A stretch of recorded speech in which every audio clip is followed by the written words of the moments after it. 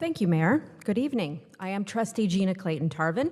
I'm the Vice President of the Ocean View School District Board of Trustees, a 30-year resident of Huntington Beach, a 27-year public school teacher, and a mother. I'm here this evening for 3 reasons. Number 1, the Ocean View School District has issued a letter in opposition to Charter Amendment Number 1. We're adamantly opposed to the City of Huntington Beach controlling who can vote, monitoring polling places, and ballot drop boxes.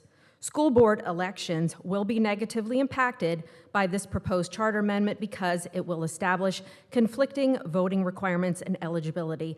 Vote no on 19. Number 2, I oppose the book banning scheme proposed in item 20. It is reminiscent of Chairman Mao-style communist book review panels. We, the residents of Huntington Beach, did not sign up to live in a nanny state. This is America. We parents know how to raise our own children, and we will not have our rights usurped by extremists like you. Stop devaluing the work of our professionally trained and highly educated librarians. Vote no on number 20.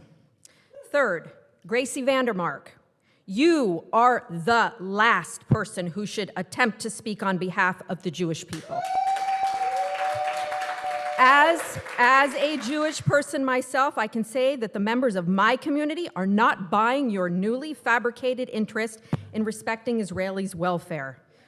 We see what you are attempting to do, to take the heat off yourself for a decade of public anti-Semitic propaganda, peddling, and working with neo-Nazis.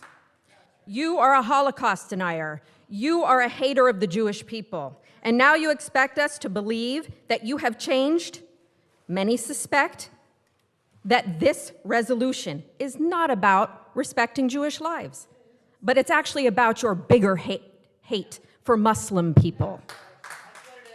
You do not speak for me or any other Jewish person.